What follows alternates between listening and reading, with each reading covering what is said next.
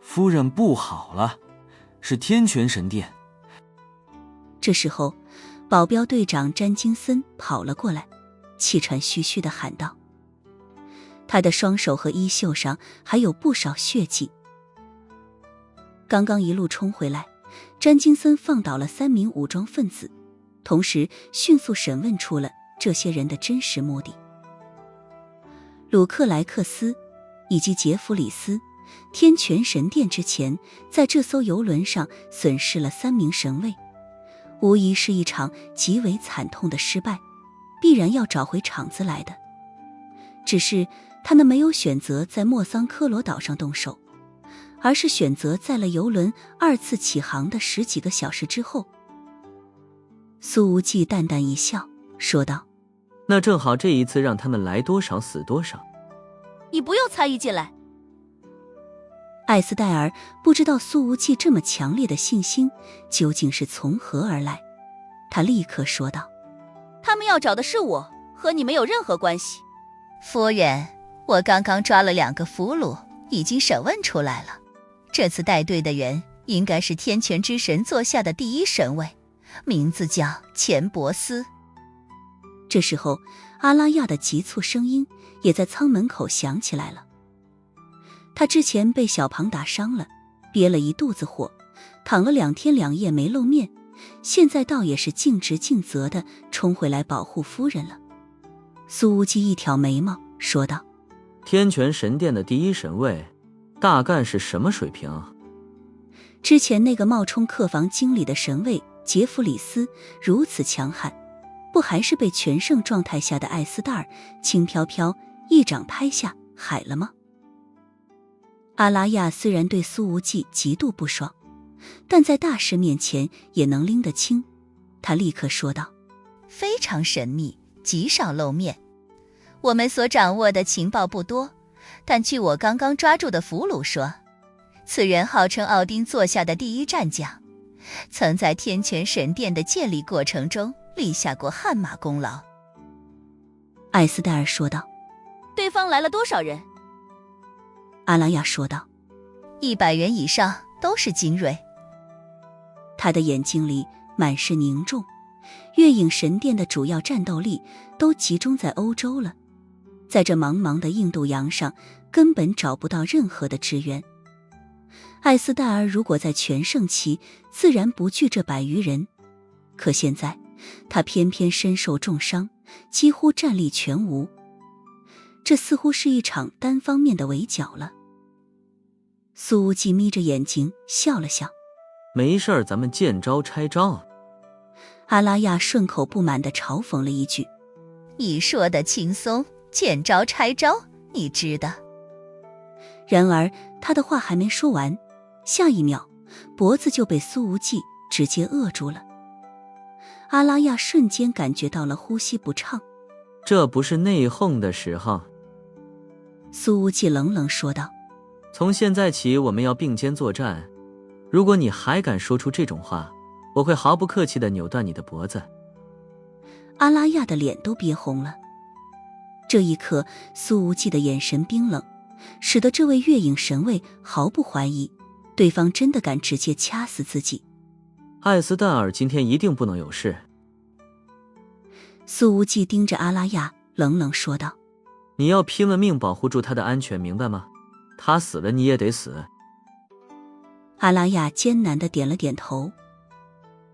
苏无忌松开了他的脖子。阿拉亚深吸了一口气，喘着粗气说道：“我会做到的，我能分得清公事和私事，用不着你来提醒我。”那就好儿。苏无忌冷笑道。就在这时候，在1等舱房区域门口警戒的詹金森跑回来：“他们朝着这边来了。”阿拉亚揉了一下被掐疼了的脖子，对苏无忌说道：“我去吸引他们的火力，你来守着夫人。”这女人倒也算得上果决勇敢，说完之后根本没征求苏无忌的同意，直接冲了出去。紧接着外面响起了激烈的交战之声，这倒让苏无忌对这位月影神卫有些刮目相看了。我们待在这儿是坐以待毙。艾斯戴尔说道。你想办法先离开。苏无忌拉着艾斯戴尔的手腕，微微一笑。就算是要走，我也不能把你丢下，咱们杀出去。可是茫茫大海，得杀到哪里去？苏无忌说道。外面有直升机，也有几艘大型快艇，以他们的续航半径来看，不超1小时航程，一定有可供直升机起降的海岛。艾斯戴尔说道。可是如果真有这么一个海岛，那么那儿说不定是天泉神殿的秘密基地。苏无忌笑着说道。不，我的意思是，如果有这个基地，那就一起毁掉算了。艾斯戴尔说道。一起毁掉。苏无忌说的那么轻松，听起来似乎跟吹牛一样，但教官姐姐偏偏莫名地相信他能做到。外面的打斗声已经非常激烈了，阿拉亚带着几个保镖似乎快要守不住了，局势已经危险到了这种程度。可是这个大男孩此刻的笑容却让艾斯戴尔受到了强烈的感染，那种从月神的身上都从未体会到的安心感，此刻充斥在他的心间。此时一等舱区域门口，阿拉亚手持2把短刀，正在横劈竖砍。招式虽然简单，但却极为凌厉，3招之内必定放倒一名敌人，杀伤效率极高。倒在阿拉亚刀下的起码有7、8个人了。但是由于更多的敌人已经朝着这边涌来，阿拉亚已经被几个从侧翼包抄过来的敌人逐渐逼离了1等舱区域门口。那儿只剩保镖队长詹金森还在苦苦支撑。他手底下的几个保镖此时都已经相继受伤，快要丧失战斗力了。而这一次围攻过来的敌人明显身手更强，阿拉亚即便想要回去支援，短时间里也做不到。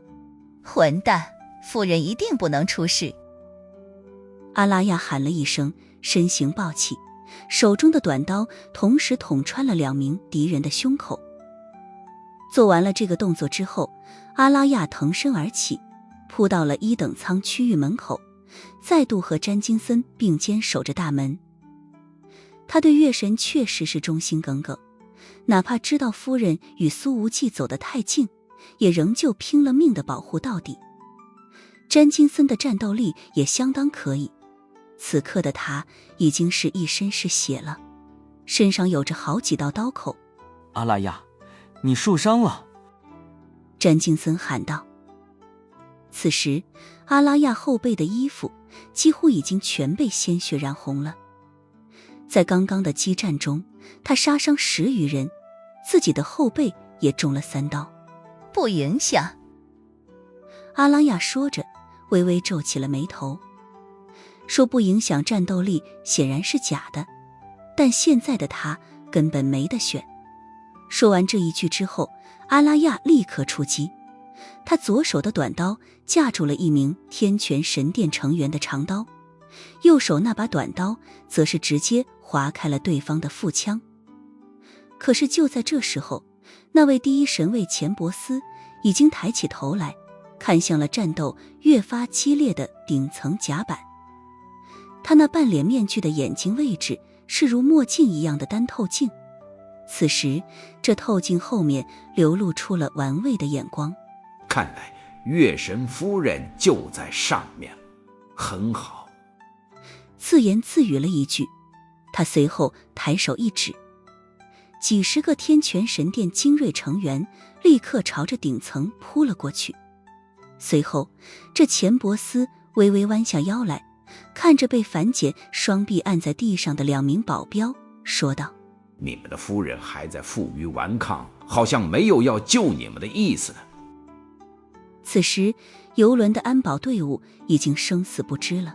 事实上，面对全副武装的敌人，游轮的安保员们并未反抗，只是这天泉神殿毫不讲理，凡是见到穿着安保服装的船员，直接逼着他们跳进茫茫大海。看样子，为了找到月神夫人，他们不惜弄死整条船上的所有人。钱伯斯抬起脚来，踩住了一名保镖的手掌，随后拿过了一个扩音器，说道：停。这句话一说出来，现在的激战竟是瞬间停止，居然连一丁点缓冲都没有。这天泉神殿的令行禁止竟是到了如此夸张的地步。此时阿拉亚手中那2把短刀的刀刃都崩出了不少小豁口，他气喘吁吁地靠着舱壁，借机恢复着体力。而在他和詹金森的身前，已经倒着20几具尸体了。月影神殿的人手不多，但确实个个精锐，已经把天泉神殿的那些进攻者给打怕了。月神夫人，你如果不出来，这艘船可能会被我变成一栋棺材了。钱伯斯对着扩音器说道：我相信你能听得见。他这句话一说出来，月神夫人还没给回应呢，一层甲板上便响起了大片的哭声。旅客们的心中已经充满了恐惧，生怕自己被屠杀了。他们从出生到现在都不曾见识过这般血腥的场景。谁是月神夫人？你快点站出来啊！不要拖累我们好不好？一名女性旅客失控地哭喊道：是啊，他们要找的是你，你总不能让全船人跟你一起陪葬吧？求求你快点出来吧，我的老婆和孩子都在船上，我不想他们因你而死。一个男性旅客搂着老婆和女儿痛哭流涕。第一神尉钱伯斯微笑着说道：月神夫人，如果你还不出来，那么不妨听一听你的保镖所发出的惨叫吧。说着，他把扩音器放在了保镖的嘴边，然后从身边手下的腰间拔出了一把刀，直接捅在了对方的后腰上，肾脏立刻被穿透。可这保镖面对如此伤势，居然死死咬着牙，只是发出了一声闷哼。看起来还不够痛。钱伯斯的唇角仍旧勾出微笑的弧度来。你的忍耐力很好，可我最喜欢挑战人性了。说着，他抓着匕首缓缓转圈。这动作速度很慢，但疼痛感无疑加剧了数倍。这保镖的后腰肌肉在被一点点地刮下来，疼得浑身战栗，终于忍不住地发出了一声痛吼。啊！惨叫声通过扩音器传遍整个佩伦伯爵号。钱伯斯微笑道：月神夫人，你的那几个手下已经到了强弩之末，你就算不出来，他们可能也守不住多久了，更何况我还没出手呢。他说的没错，以阿拉亚和詹金森此刻的战斗力，大概是抗不过下一波的进攻了。当然，如果阿拉亚之前没被小庞打伤的话，或许还能多支撑一下。这时候，小庞正在一层甲板上撅着屁股蹲着，他看着距离自己只有1米位置的钱伯斯，脸上没什么表情，仍旧木木的。事实上，此刻的庞爷满脑子都是苏无忌交给他的命令：你留下来当人质，找机会锤爆领头的。钱伯斯说道：月神夫人，既然你手下的惨叫都无法激起你的同情心，那么我要开始一个个杀掉人质了，看看等我把人全部杀光，你会不会出来，而这些血债都会被算到月影神殿的头上。说着，他看了看旁边一个蹲着都比别人高一头的华夏男人，说道：那就从他先开始吧。先拿小庞开刀。钱伯斯无疑做出了一个无比明智的决定。其实这个时候，无论是人数还是战斗力，天泉神殿一方都是占据着极大的优势的。阿拉亚和詹金森现在战斗力被消耗一大半，估计撑不过下一轮进攻了。但是天泉神殿的手下也是人，此刻上百名精锐已经损失了将近30个。如果有更省力、更简单的方式来达成目标，钱伯斯自然不想再强攻了。他把匕首从艾斯戴尔手下保镖的身上拔出来，然后起身走到了小庞的面前。月神夫人，我听说你为人善良，连下属都从不轻易责罚，却怎么会眼睁睁地看着那么多陌生人因你而死？钱伯斯冷笑着对着扩音器说道，但凡你还有一点良心，你都不该继续藏着，更不该把本来属于你的灾祸传达给这艘船上的每一个人。说着，他低头看了面前的傻大个一眼，语气之中透着些许怜悯的意味。个子挺大，看起来能放不少血，要怪的话，你就去怪月神夫人吧。这傻大个随后抬起了头，面无表情地看了钱伯斯一眼。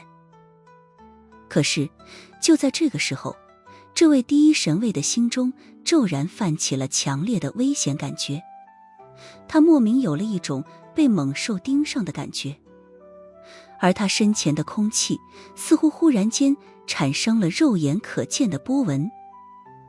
这不是错觉，而是强悍至极的力量波动所引发的视觉效果。想都没想，钱伯斯骤然后退。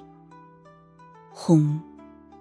小庞的重拳已经轰了出来，狂暴的气浪暴涌而出，这气浪之中蕴含着无穷的劲气，前方的空间似乎都在受到急剧压缩。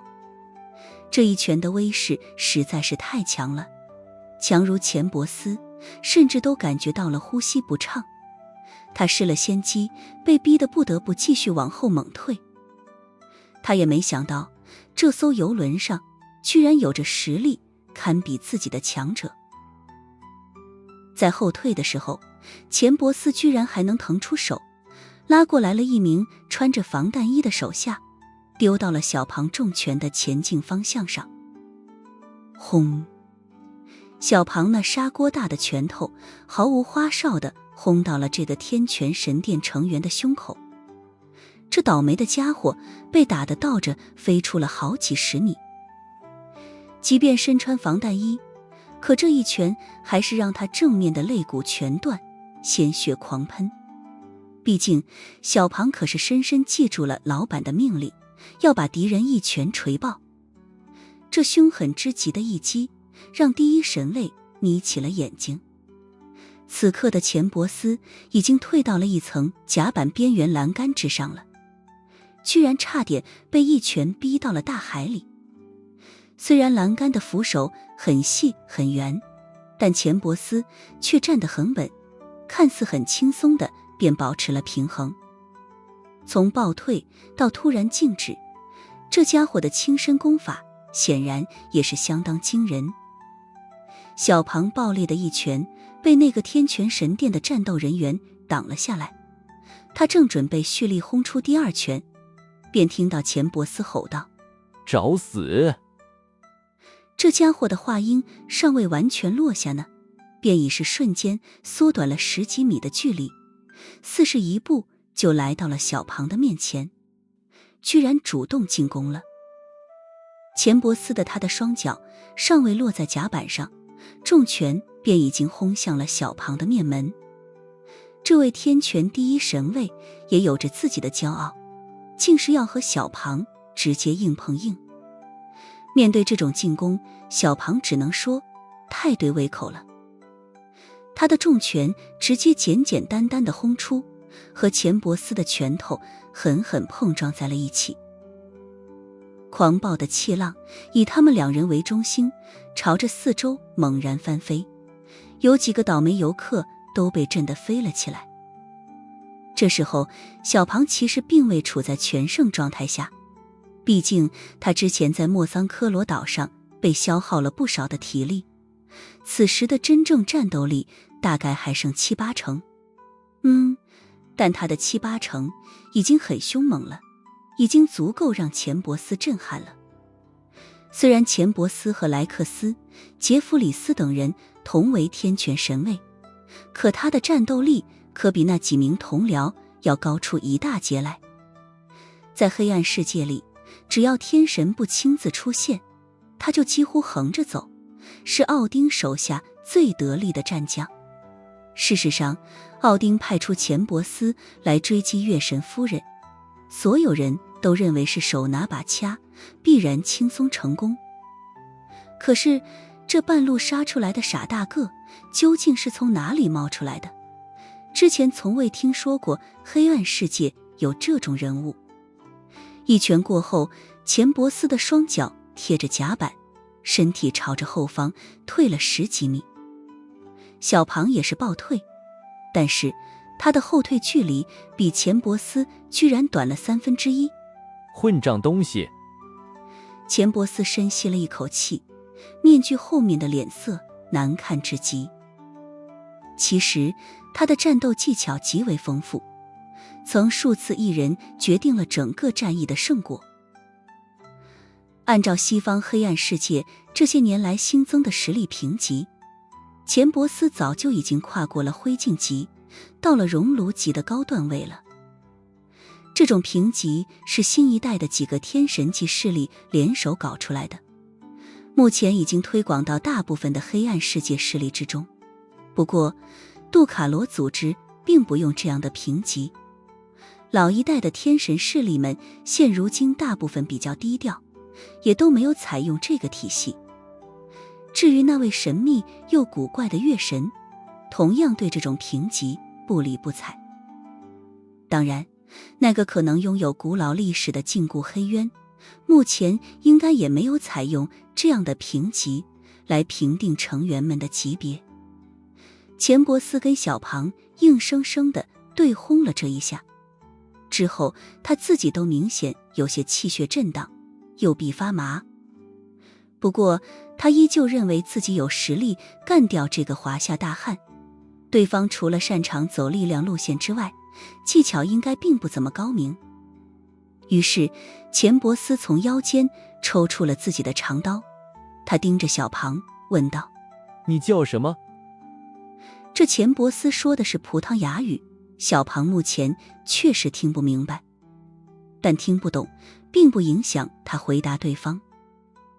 小庞看着对方亮出来的长刀，想起了老板在打架之前经常说的话，于是依葫芦画瓢，用华夏式英语瓮声瓮气地回了一句：我是你爹。混蛋！钱伯斯满脸怒容，直接挥刀，凌厉的刀芒瞬间跨越了10余米的距离，朝着小庞当头落去。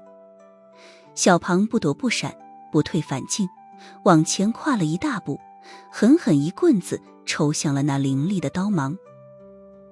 吭吭吭，随着剧烈的精铁交鸣之声响起，刀光都在猛烈摇晃，似乎处于了被抽散的边缘。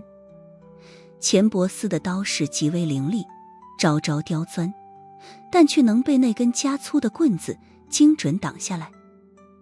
其他的天权神殿成员们都看呆了，他们根本没想到强大的第一神位居然吃瘪了。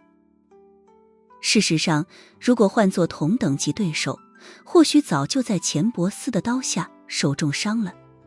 可是小庞却不一样，他每挡一下都能从手腕上爆发出极为狂暴的力量，这巨大的力量传递到钱伯斯的手腕和手臂上，使得后者此刻的进攻根本无法做到像平时一样连贯，甚至产生了一种断断续续的感觉。这位天权第一神位已经彻底暴怒了，自己的实力明明在这个傻大个之上，可是对方却能凭借暴力的输出，简单粗暴地把自己的攻势化解。我看你还能撑多久？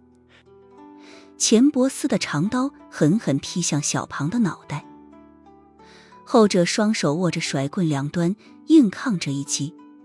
可这时候钱伯斯陡然变招，他的身形猛然拧转，爆裂的鞭腿穿透了刀光，狠狠落在了小庞的胸前。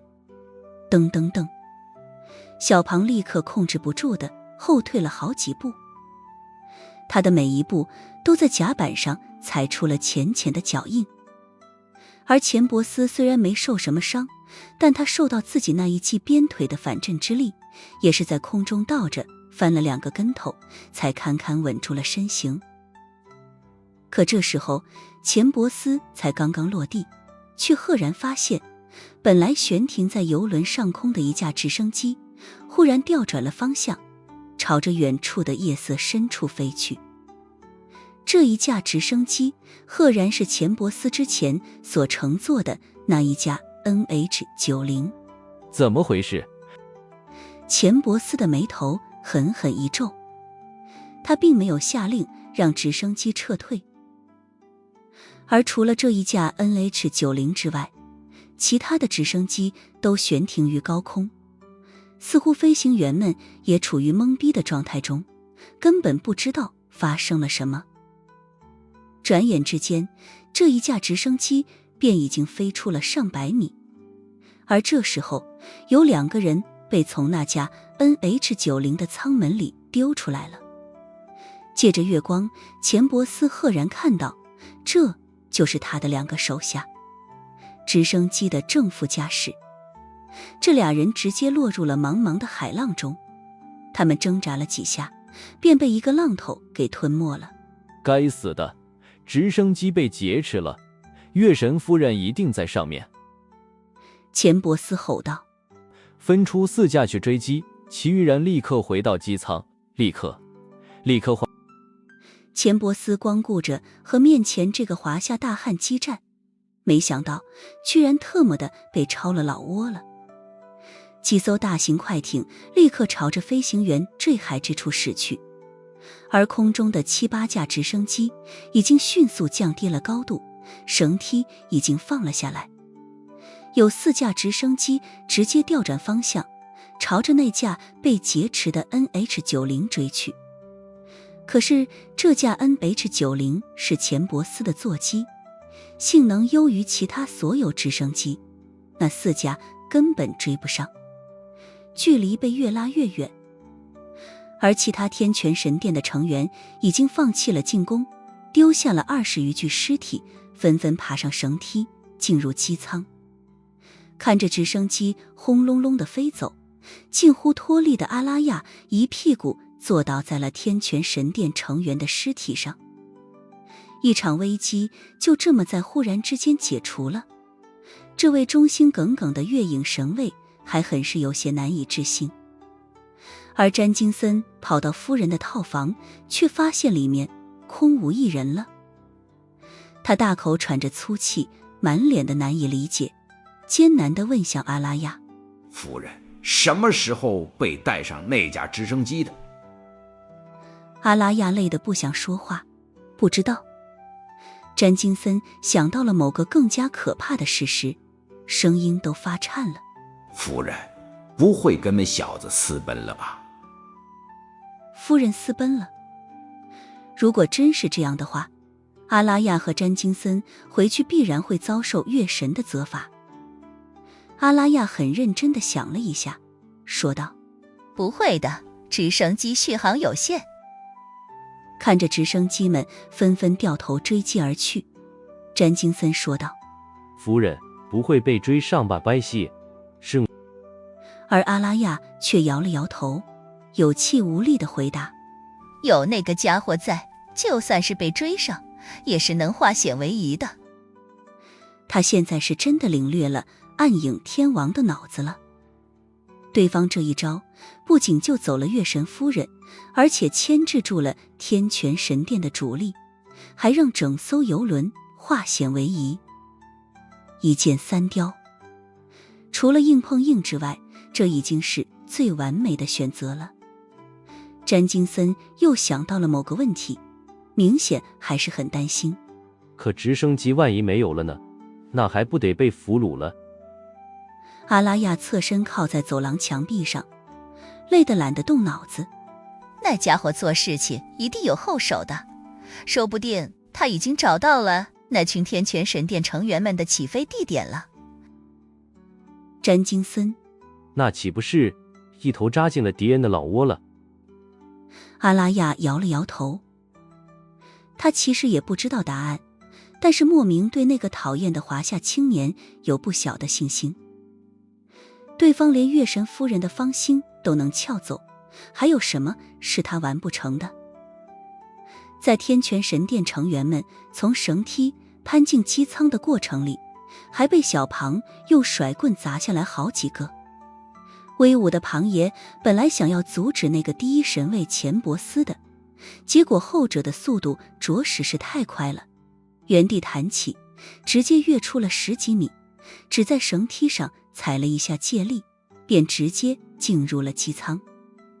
于是小庞只能把他砸下来的那5、6个敌人全部踢进大海里，随后看着远去的直升机说道：今晚又多了一个老板娘。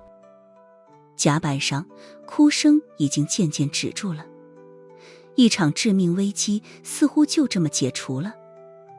但是大部分的游客仍旧处于惊惶之中，他们这辈子都没见过这么激烈的场景。现场那10来个被射杀的旅客，无一不是在提醒着他们，刚刚的血腥杀戮是真实发生的事情。他们充满了孤单无助，更何况接下来的旅程还有20多天，谁也猜不到还会不会有危险上门。而此时的钱伯斯正愤怒地坐在机舱里，大骂不已：追上他们，砍死他们！这一群混蛋，把我们当成傻子在耍。他到现在也依旧不理解，明明已经形成了天上海里的严密包围圈了，怎么还能让对方把自己的座机给抢走了呢？大人，我们好像被牵着鼻子走，如果月神夫人还在船上的话，那我们岂不是被耍了？一名手下说道。然而他的话还没说完，便被钱伯斯抽了一耳光。你是在嘲讽我，还是在质疑我？他的上半张脸被面具挡着，看不清表情，但弧度向下的嘴角明显蕴含着无穷的愤怒。属下不敢，属下不敢。这个手下被钱伯斯抽了一耳光，半边脸庞瞬间青紫了起来，可他却连捂着脸揉一揉的动作都不敢做。钱伯斯沉声说道：月神夫人一定在我那架直升机里，毫无疑问。事实上，这确实不是调虎离山，苏无忌和艾斯戴尔的确就在那架 NH90 直升机里呢。在小庞与钱伯斯的激战过程中，苏无忌背着艾斯戴尔一跃而起，直接顺着绳梯轻松进入了机舱，几乎只用了2、3秒钟而已。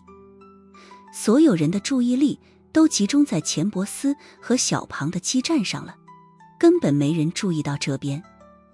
之前钱伯斯虽然是从这直升机上一跃而下，但飞行员为了方便他回来，还是把绳梯放了下来。这直升机上的飞行员压根不知道下方的战况到底如何，他们并不知道是敌人进来了，还以为是自己人呢。最关键的是，此时的苏无忌和艾斯戴尔都已经换上了天泉神殿战斗人员的服装了。等这2个飞行员反应过来，已经直接被丢下海了。哇，这群蠢货根本追不上咱俩。苏无忌乐呵呵地说道。艾斯戴尔侧身坐在副驾驶的位置上，他的目光始终落在苏无忌的身上，那宝石般的眸子亮晶晶的，闪烁着动人的光芒。在这一场危机之中，这个年轻男人的表现游刃有余，选择了最简单却最有效的一条路，每一个举动和决策都充满了新奇和惊艳感。这是艾斯戴尔从未体验过的美妙感觉。毕竟在以往的战斗里，无论是在银月还是在月影神殿，他经常亲自扛正面。这种被人保护的感觉，一旦全身心沉浸式的体验了一次之后，就再也回不去了。接下来怎么办？咱们去他们的海岛基地看一看。艾斯戴尔问道。当然。苏无忌笑着说道。不过等我们到了，那里大概已经变成一片废墟了。一片废墟？艾斯戴尔已经习惯于这个青年不断地带来惊喜了，他抿嘴笑了起来。你难道已经提前做了准备吗？苏无忌扭头看着那动人的脸庞，说道。毕竟这天泉神殿已经登门拜访一次了，结果却遭到了惨败。我如果是他们，肯定还会想方设法的卷土重来的。艾斯戴尔点点头。其实他不是没想到这一点，但还是认为对方在接连损失了3名神卫之后，继续在海上动手的概率应该很低了。而且艾斯戴尔目前还不太理解，为什么那位天权之神奥丁对俘虏自己那么的执着。又往前飞了半个小时，那些追击的直升机已经完全看不见影子了。艾斯戴尔望着舷窗外的月色，觉得自己浑身上下无比的轻松，内心之中的愉简直无法用语言来形容，似乎就连内伤都随之恢复了许多。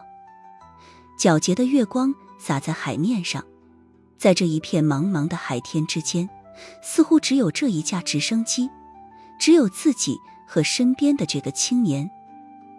而那让人不太愉快不太轻松的现实生活，已经和身后的那些直升机们一起被甩得无影无踪了。就在艾斯戴尔望着窗外出神的时候，他视野里的极远处忽然接连出现了火光，紧接着隐隐有轰隆隆的爆炸声传了过来。苏无忌咧嘴一笑。自己人。艾斯戴尔说道。那是一座岛。一个海岛被天泉神殿改造成了可以起降直升机的小型基地。苏无忌说道。艾斯戴尔微微讶异，问道：你怎么知道这些细节的？主要是苏无忌上了直升机之后，连个电话都没打过。艾斯戴尔并不怀疑苏无忌能找到那个海岛，毕竟中间的屏幕里还留有自动导航的海岛坐标呢，但他未免了解得过于详细了，简直是未雨绸缪。别人告诉我的。苏无忌指了指自己的耳朵，咧嘴一笑。里面有通讯器。原来是这样。艾斯戴尔抿了抿嘴，又深深地看了身边的小男人一眼。他从一个高贵的夫人，简直要变成苏无忌的迷姐了。月神夫人平时习惯于去操心很多事情，习惯于让周遭的一切都尽在掌控。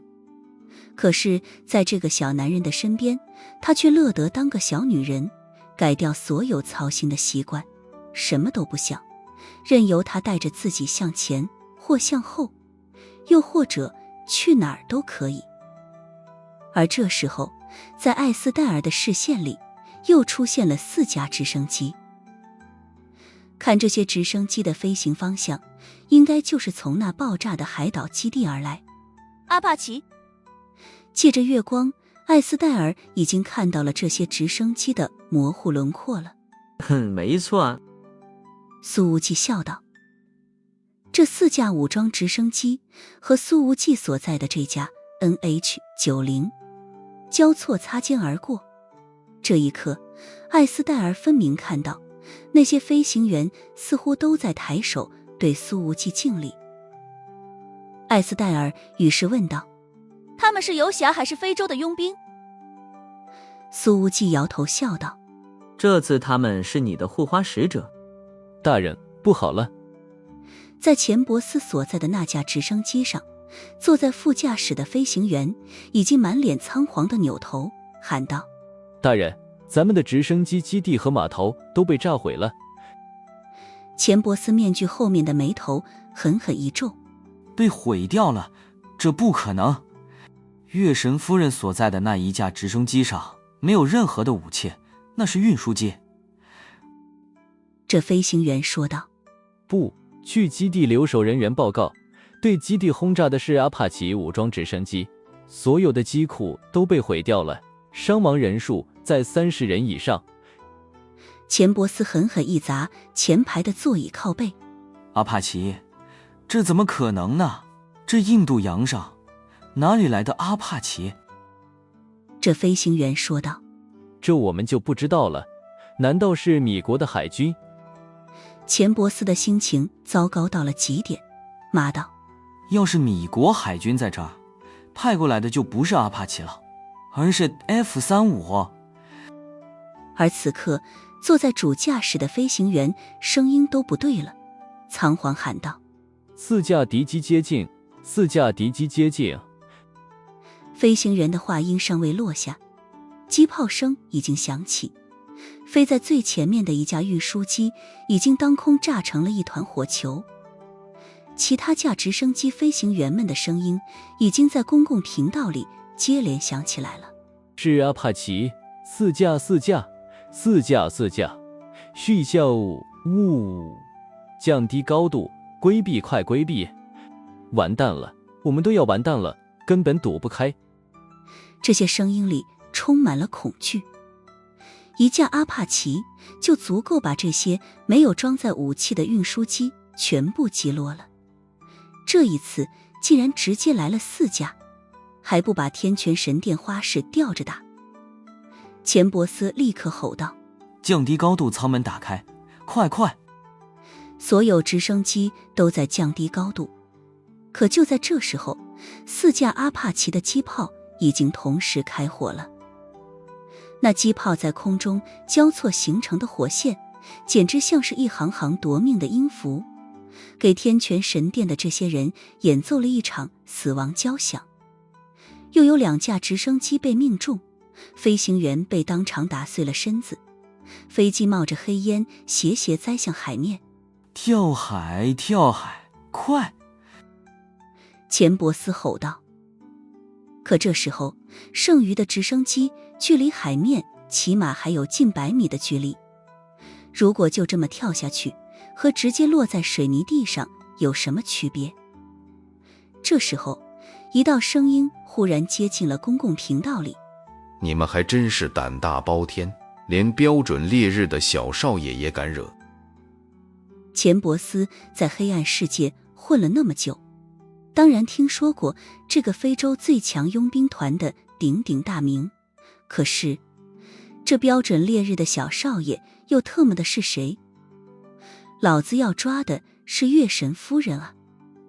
这种危急关头，钱伯斯已经顾不得和那边对话了，吼道：跳，快跳，都给我跳下去！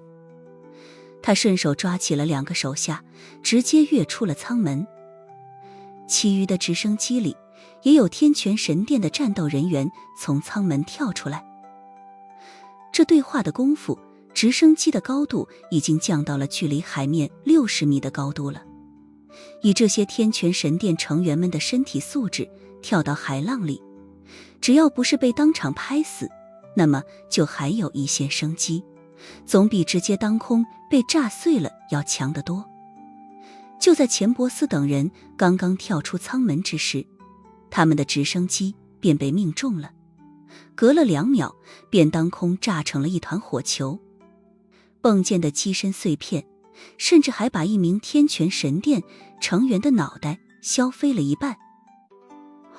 轰轰轰，空中爆炸声不断响起来，半边夜空都已经被照亮了。这10来架直升机全部被当空打爆，一个都没能逃得掉。钱伯斯用直升机带来了上百人，在游轮上就死掉了20-30个，现在只有20几个人来得及从机舱里跳出来。他们相继落入海中，当场便有5-6个被海浪拍出了内伤，直接口吐鲜血晕过去了。这种伤亡比例实在是太惊人了。钱伯斯的心中满是愤怒。标准烈日的武装直升机并没有再继续搜寻幸存者，而是直接掠过了这一片区域。然而十几分钟之后，钱伯斯的通讯器里便接收到了快艇被全部击毁的消息。标准烈日连这些快艇都没放过，所幸在机炮的炮弹落到那几艘大型快艇上之前，快艇上的天泉神殿成员们纷纷跳入海中，超过半数都躲过了一劫。但这远远不算逃出升天，因为等待他们的是凶险莫测的印度洋。即便标准烈日不再追击，以他们的体力，又能在这充满了惊涛骇浪的大洋中坚持多久？横竖都是一个死，只不过是早晚的区别。啊！钱伯斯愤怒地咆哮着，声音刚刚发出来，却被越发汹涌的海浪给拍碎了。而这时候，苏无忌已经带着艾斯戴尔升到了高空。那十几架直升机的陆续爆炸，像是放了一场盛大的焰火。漂亮教官那宝石般的眼睛里透露着亮晶晶的光，如梦似幻。漂亮吗？苏无忌笑着问道。好美。艾斯戴尔很认真地说道。天泉神殿应该翻不出什么浪花了，走，咱们回到游轮上去。苏无忌说道。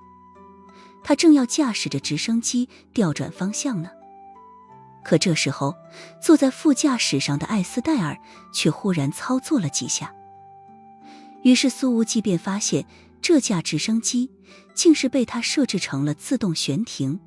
大儿姐姐，你这是……苏无忌刚想问对方要干什么，却从面前的夫人眼中看到了无比清晰的炽热。我很喜欢这个夜晚。他盯着苏无忌的眼睛，很认真地说道。我不想让今夜就这么结束了。苏无忌本能地感觉到自己的呼吸急促了许多。艾斯戴尔却已经拉起了苏无忌，跨到了后排。这一架 NH90 是第一神卫钱伯斯的座驾，后排的座椅已经被改装成了宽大的双人沙发了，看着表皮的成色应该还挺新的，还能闻到崭新皮革的味道。苏无忌似乎被艾斯戴尔眼中所释放出来的热量传染了，大脑已经变得一片空白，任由教官姐姐把自己摁到了沙发上。随后，艾斯戴尔侧身坐在了他的大腿上，一只手搂住苏无忌的脖子，另一只手则是捧住了他的脸。苏无忌顺手环住了艾斯戴尔的纤腰，只可惜戴尔姐姐此时穿的不是那件连衣裙，不然的话，裙摆说不定已经被苏无忌撩起来了。大儿姐姐，你要干什么？苏无忌的声音都有些发颤，他大概能猜到艾斯戴尔想干什么，但完全判断不准这位月神夫人想要在今夜做到哪一步。现在没有人打扰，我们把舞厅里没做完的事情继续做完。他凝望着这张年轻的脸，红唇轻启，每一个字都透着热量。我倒是没什么问题。苏无忌说道。这地方挑得不错，严格说来还挺浪漫的。窗外月光洒下，周围是茫茫大海，俩人在空中无论做什么都根本不会有人打扰。只不过唯一的问题是，不知道这机舱里有没有监控啊？苏无忌咳嗽了一声说道。其实这是钱伯斯的座机，在机舱内安装摄像头的概率很低。苏无忌很谨慎，却没想到艾斯戴尔一点都不在意，他轻声说道。就算有，会影响我们吗？说着，他抬手按了一下顶部的某个按键，把机舱里的灯全部关上了。就算是有摄像头，也拍不到什么东西了。钱伯斯总不能装个红外的监控，天天对着自己拍吧。但苏无忌还是在有可能安装摄像头的地方扫了一眼，确定没有看到任何可疑的设备在闪灯，这才放下心来。此时机舱里很黑，舷窗外的月光却很皎洁，似乎是高度还原了之前舞厅里关灯的状态。而艾斯戴尔的嘴唇已经吻了上来。这就是姐姐的好，一旦气氛烘托到位了，你不用引导她，她也知道自己该去做什么，甚至还能完美的引导你。苏无忌感觉自己一下子燃烧起来了。十几分钟之后，艾斯戴尔身上的那一件战斗服外套已经被解开了拉链了。姐姐真的很懂事，一点都不扭捏。哪怕机舱里光线不好，可是此刻苏无忌的眼睛里却已然被白光所充斥了。这是比维纳斯还要美妙的身体。冲啊，给月神戴绿帽子！一个声音在苏无忌的心中响起。一顶帽子不够，今晚给月神戴10顶。又一个声音也响了起来。无与伦比的刺激感和征服欲已经从苏无忌的心中涌出来了。而这个时候的艾斯戴尔显然不会对此有任何的阻拦。苏无忌看着面前美到了无可挑剔的人儿，深深地吸了一口气，再度吻了上去。艾斯戴尔的回应很热烈，比莫桑科罗岛上空的阳光还要炽热得多。又过了10分钟，机舱里除了白色的肌肤还能隐隐映射着皎洁的月光之外，却是什么都看不见，也不知道具体发生了什么细节。然而就在两人即将捅破彼此间关系的最后一层窗户纸的时候，艾斯戴尔的手机响了起来。苏无忌已经习惯于自己在和女生做游戏的时候有外部的事情来打断了，但这电话又不能阻挡他做什么。电话一直响着，已经进入了意乱忘我状态下的艾斯戴尔并没有接通。然而紧接着第2遍电话铃声再度响起。这是哪个王八蛋这么烦人？苏无忌把手伸进教官姐姐那脱掉的外套，把手机掏出来，一看来电竟是月神。从来没有给别人戴绿帽经验的苏无忌，在见到正主的电话来了之后，脑门上一下子冒出了些许汗珠。不过他也只是微微地耸了一下而已，便继续发起进攻。谁怕谁呀？有本事你来印度洋捉奸！当手机铃声第3次响起的时候，苏无忌直接拿过来，居然接通了，放在了艾斯戴尔的耳边。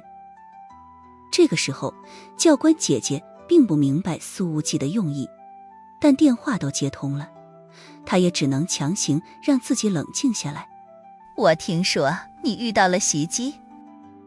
一道清冷的女人声音从电话里传出来，但是由于螺旋桨和引擎的轰鸣声很大，苏无忌哪怕隔着那么近，听不清电话里的声音。他的动作停了1秒，随后继续。眼前的夫人正在给月神打电话，而自己怎么刺激感好像莫名被放大了许多。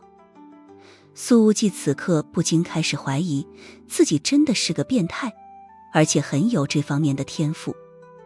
他现在甚至很想对着电话说一句：月神，你女人在我手上，在下先睡为敬。你怎么不讲话？月神又问道。怎么讲啊？嘴巴还被苏无忌堵着呢。他们俩没清出吧唧吧唧的声音来，已经是对月神最大的尊重了。艾斯戴尔，我知道你对我是什么想法，但你知道我最讨厌别人跟我冷战。月神明显加重了语气，无形的压力竟是仿佛通过电话传了过来。说话。艾斯戴尔往后仰头，稍稍躲开苏无忌的嘴唇，淡淡说道：没错，的确是遇到了袭击，已经解决了。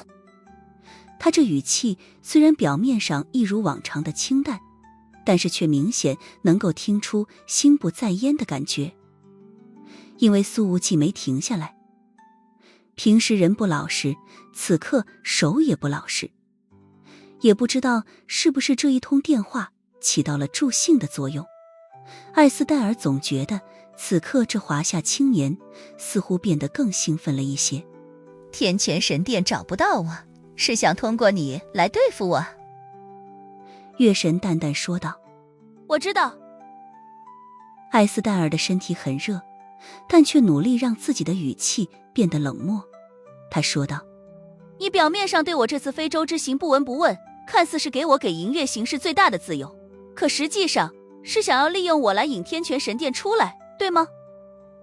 月神竟是没否认。他说道，你没必要因此而不满，在以往你我都是这么做的。在过去的这些年里，月影神殿星月同辉，艾斯戴尔在正面扛了不少的活力。这位名义上的神殿夫人可从来不是仅供欣赏的花瓶。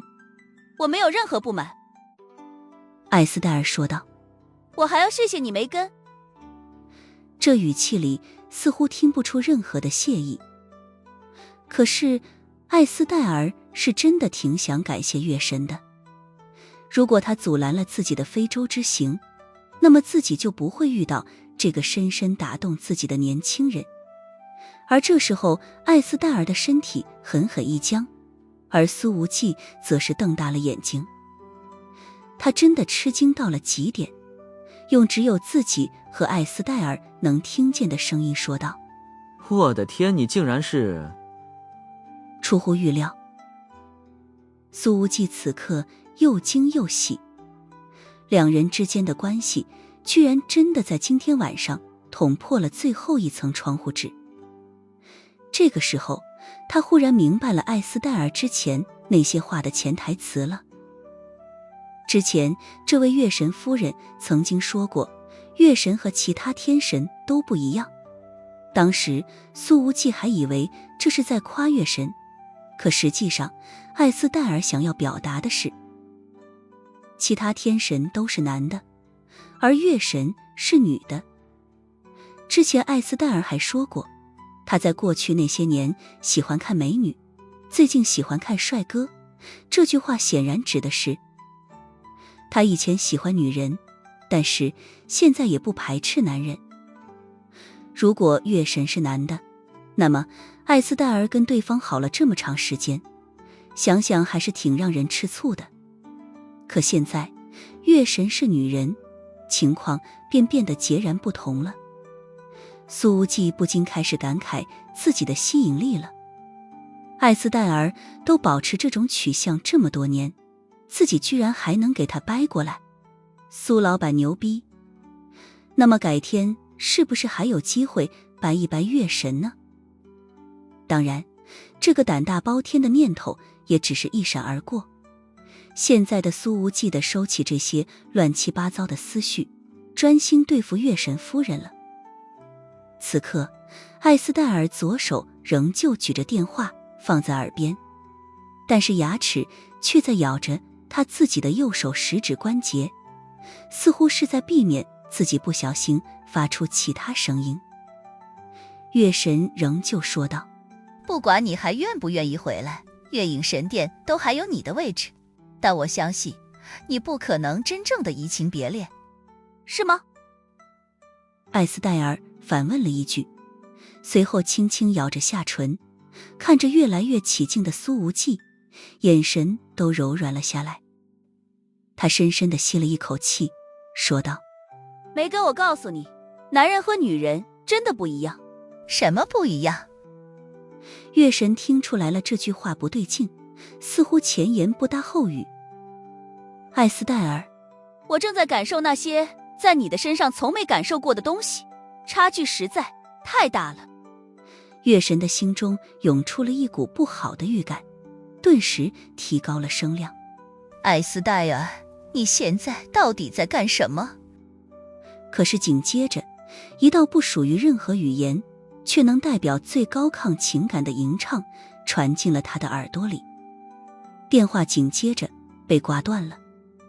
在今夜的印度洋上，月神失去了他的夫人。当空悬停了1个小时之后，这一架直升机才调转方向，朝着佩伦伯爵号飞去。那改装过的宽大沙发上，已然留下了无数说不清道不明又忘不掉的印记。艾斯戴尔已经穿回了衣服，她那美好的身体蜷缩在副驾驶座位上，似乎连一根手指头都不想再动了。本来就身受重伤，胸腔之中还时不时地产生一种吐血的冲动，却和苏无忌进行了1小时的深度体会，是那种之前从未体会到的愉悦。身与心皆在云端，以至于现在艾斯戴尔还觉得自己似乎在漂浮着，不知道何时才能落地。但是疲累归疲累，此刻艾斯戴尔那白皙的肌肤却透着绯色的水润光泽，动人之极。回想着刚刚所发生的事情，苏无忌依旧觉得有些不真实。自己和艾斯戴尔相处的时间并不算长，但却互相救了好几次，表面上看起来似乎两人之间的战友情更胜男女情。可在这种情感基础上，他们今天晚上却对彼此敞开敞开心扉，进行了如此深入的了解。苏无忌也说不清楚，自己这算不算是趁着月神不在身边的时候趁虚而入。那种征服感和身心的各种感觉混杂在一起，让苏无忌的内心始终奏着一曲交响乐，仿佛在进行着一场极致的感官盛宴。尤其是自己竟然还在艾斯戴尔接月神电话的时候表现得那么勇往直前，也不知道月神回过未来之后会不会找上门来把他直接砍死。堂堂的黑暗世界顶级天神，居然被自己变成了绿毛龟。艾斯戴尔看着苏无忌的表情，微笑着说道：怎么，你怕了吗？银月的杀手教官此刻的眼睛里完全没有半点骄傲与凌厉，那种暖洋洋的满足感由内而外的遍布他全身每一个细胞。自己的身体虽然有了缺口，但是却成为了一个真正完整的女人。苏无忌呵呵一笑：那有什么好怕的？只要月神敢来，我就敢让这女人有来无回。艾斯戴尔说道：她可不是普通的女人。苏无忌：我专门征服不普通的女人。艾斯戴尔摇头笑了笑，继续望着窗外的月色与海浪。他知道，不管未来的路究竟会怎么走，不管以后和这个年轻男人还会不会有交集，自己永远都没可能再忘却这一夜了。他永远会记得对方在强敌来临之时挡在自己身前的样子，永远会记得这印度洋夜空中的我中有你。苏无忌说道：戴尔姐姐，说实话，我还真不怕月神来找我。艾斯戴尔问道：为什么现在的你还不是他的对手？苏无忌冷笑道：他没本事留住的人被我抢走了，他还有脸上门？我能当面骂死他。艾斯戴尔的笑容很明媚。好啊，等你骂他的时候一定录下来发给我听。苏无忌一拍大腿说道：咱俩刚刚那样的时候，我就该全部录下来发给月神，气死这王八蛋。睡了人家的女人还要骂人家是王八蛋，太过分了。艾斯戴尔却抿了抿嘴，似乎是对这提议有一些异动。好，下次你就录下来，如果有下次的话。苏无忌觉得自己的变态口味被无意间触发了，他一攥拳头，振奋地说道：好，咱们下次多找几个机位。戴尔姐姐觉得跟这个年轻人在一起简直有趣极了。她笑了笑，沉默了一会儿之后又说道：对了，以后再见面的时候希望我们还是朋友。还是朋友？不得不说，苏无忌直接被这个说法搞得愣住了。他看了看那被宽松的作战服包裹着的身体，说道：貌似咱俩刚刚做的事情，可不是朋友之间会做的。那是炮友啊。皇后酒吧里夜夜都有那么多姑娘想要泡苏老板，但是他们从未得手过。而这次苏老板是被这位杀手姐姐毫无死角地泡了1个小时。艾斯戴尔的语气很轻松，他根本没想去让身边的青年为他而负责。这很简单，既然不是恋人，那么就是朋友。苏无忌，我觉得不止后面那个沙发应该也不会这么认为。刚刚被泡的是他，以及那个沙发。这沙发被改装过后，第一神卫钱伯斯都没用过几次呢。以这炎热潮湿的天气，沾了那么多汗水，过几天肯定发霉的，没法再用了。沙发。艾斯戴尔听明白了，俏脸一下子热了许多。苏无忌忽然问道：戴尔姐姐，你的家乡是哪里？艾斯戴尔：意大利威尼斯。苏无忌不禁感慨道：原来是举世闻名的水城，真是一方水土养一方人啊。艾斯戴尔的俏脸滚烫，扭头望向舷窗之外。这一刻，见过无数风霜的杀手教官，此刻竟是展现出了犹如18岁少女一般的羞涩。等这一架直升机回到了游轮，苏无忌打开舱门，抱着戴尔跳了下来。只是在跳下来之前，他给直升机设定了一个自动飞行程序。